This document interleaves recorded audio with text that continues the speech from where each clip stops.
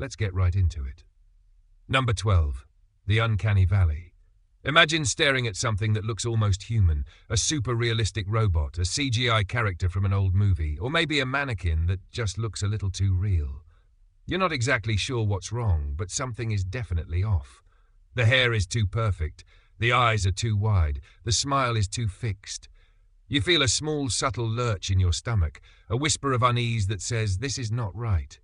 That, my friends, is the Uncanny Valley, and it's a perfectly normal glitch in your brain's programming.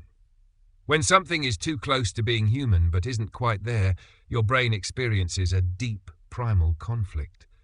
It's like a neurological alarm bell that's been ringing for thousands of years, a warning system to tell you something might be sick or dead or a threat.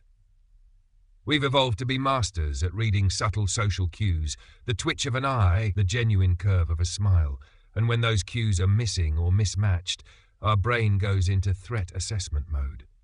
It's not just a cute little psychological quirk, it's a survival mechanism. It's the same feeling you get when you see a puppet with a broken smile or a deep fake with eyes that just don't belong. Your brain is essentially screaming at you, this thing is pretending to be a person, and I don't trust it one bit. Number 11. Empty, open fields. Think about standing alone in a wide, open field. A place with no trees, no buildings, just grass and sky stretching out forever. Logically, this should feel freeing. You have an unobstructed view in every direction, nothing to hide behind, nothing to jump out at you.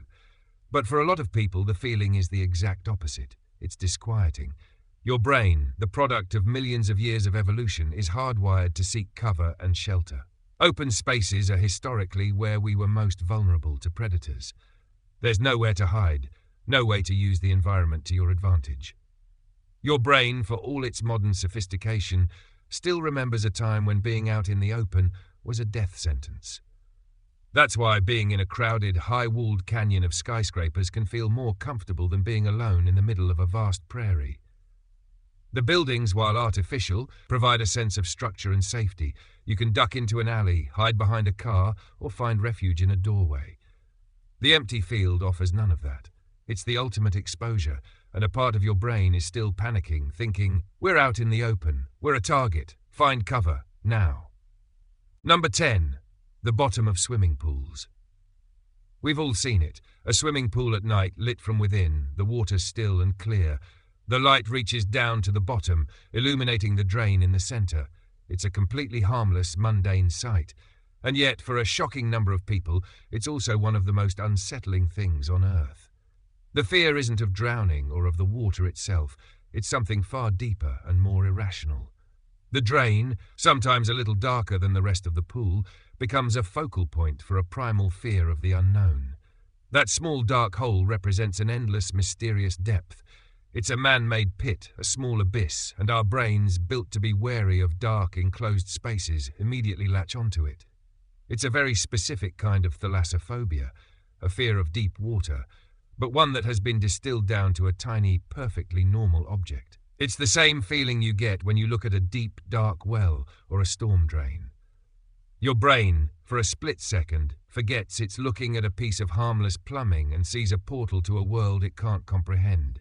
It's basically your survival instinct throwing a small, irrational party in your subconscious. Number 9. Your own reflection in the dark. Imagine you're walking past a dark window at night and you catch a glimpse of yourself, but it's not really you. The lack of light, the distortions in the glass, the way your own features become a little bit blurry and indistinct, it transforms your familiar face into something else entirely. It's a classic horror movie trope for a reason. Your brain has spent your entire life getting to know your face. It's the most familiar visual input you have. But in the dark, with all the usual context cues gone, your reflection can trigger a phenomenon called the Troop-Johnson effect.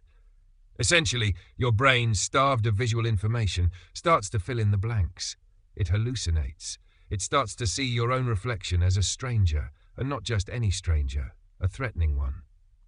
The face you've seen a million times suddenly looks menacing. Your brain, which is a master of pattern recognition, starts connecting the dots to things it considers dangerous.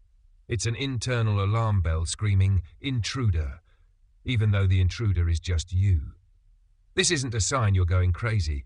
It's just your brain being overzealous and a little bit freaked out by its own lack of data. You're basically having a brief, existential staring contest with a ghost that looks exactly like you. Number 8. The back of someone's head. You're sitting behind someone on a bus or in a lecture hall. You're not paying them any mind, but then you notice it. The back of their head, the curve of their neck, the way their hair falls, the very stillness of them. For a moment, it feels deeply weird. This is another one of those perfectly normal sights that can trigger a subtle feeling of unease. Why? Because the back of a person's head represents an unknown.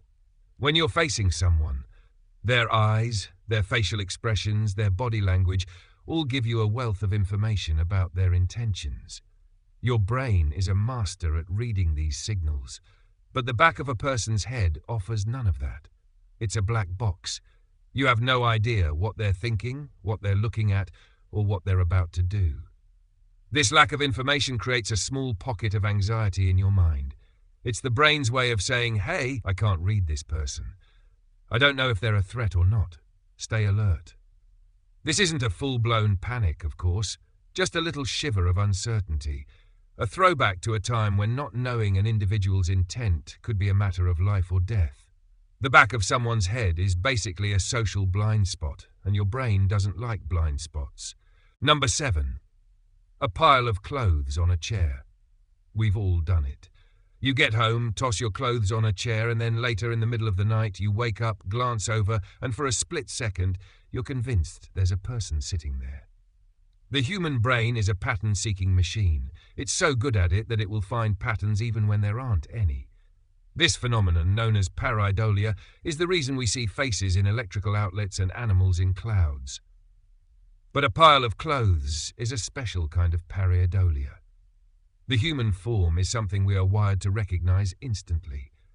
The subtle way a shirt drapes over the back of a chair, the way pants are crumpled at the bottom, can trick your brain into seeing shoulders, a neck, or a seated figure.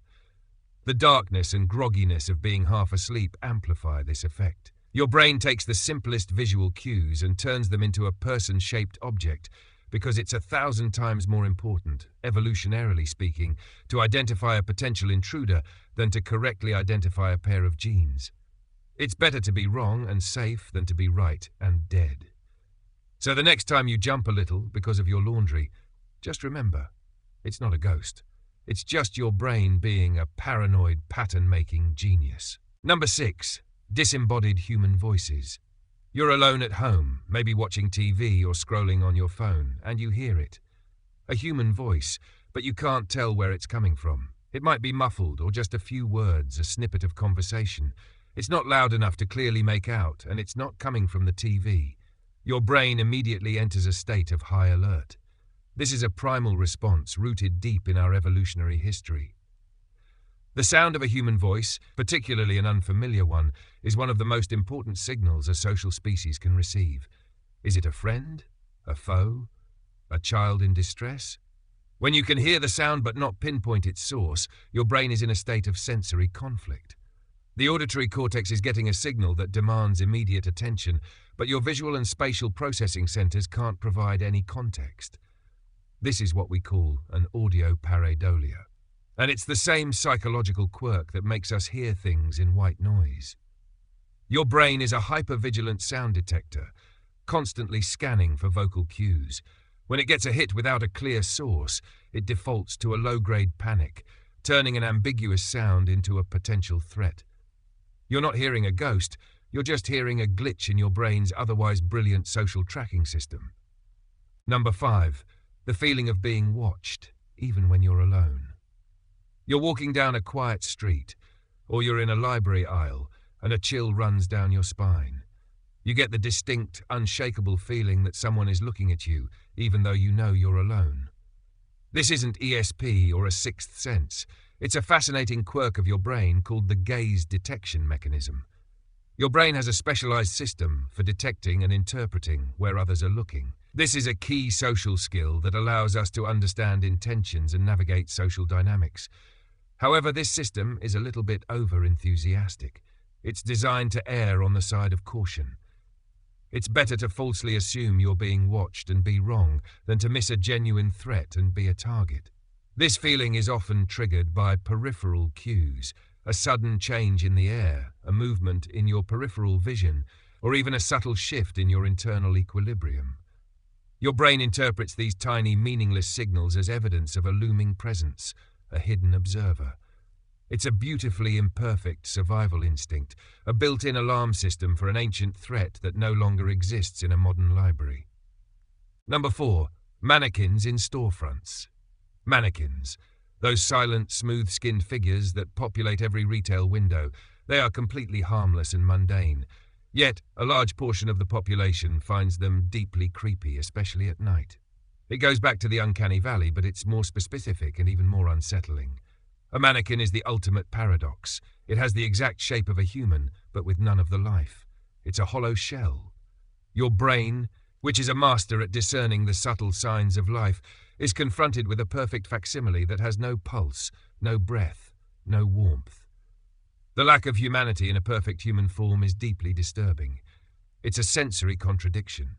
At night, with the natural light gone and the store lights casting long shadows, the mannequins can look even more sinister.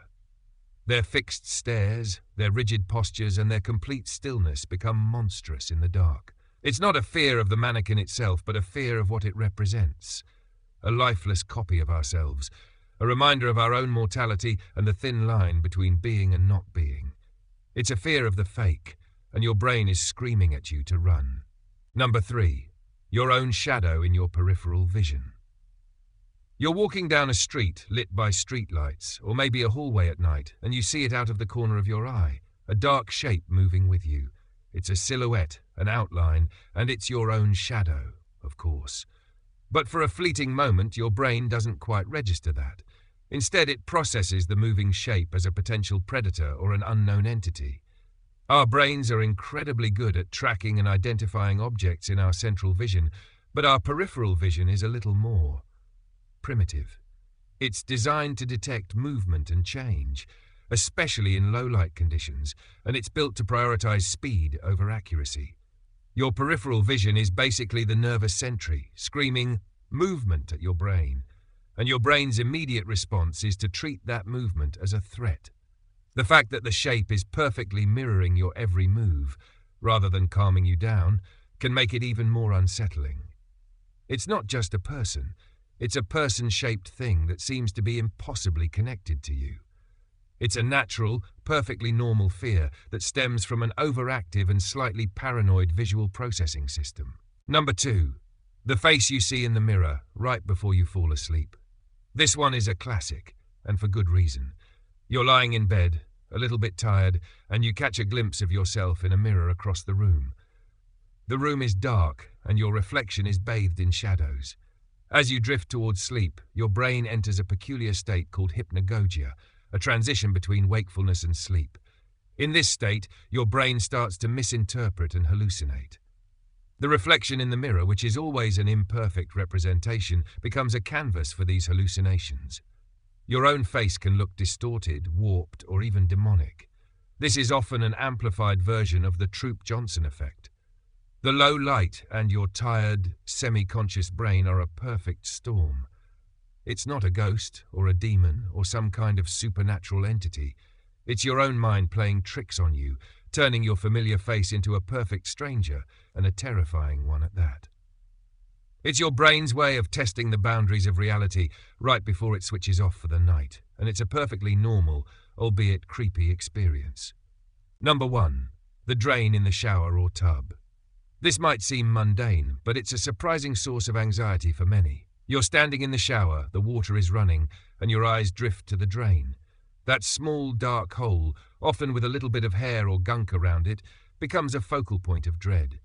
The sound of the rushing water, the enclosure of the shower stall, and the sheer irrationality of the fear create a powerful, unsettling mix. It's a form of trypophobia, a fear of holes, but also a deep-seated fear of the unknown. That drain represents a passage to a mysterious, dark, and unseen world. It's a perfectly safe piece of plumbing, but your brain can't help but imagine what could come out of it, or where the water is really going. This is an irrational primal fear of the void, a tiny abyss at your feet. It's the same psychological quirk that makes people scared of manholes or small dark wells. It's a very specific fear of a very normal object, and it's a perfect example of how your clever, over-imaginative brain can turn a mundane sight into a truly terrifying one. That's all for today. I'll be making similar videos in the future. Subscribe to see them.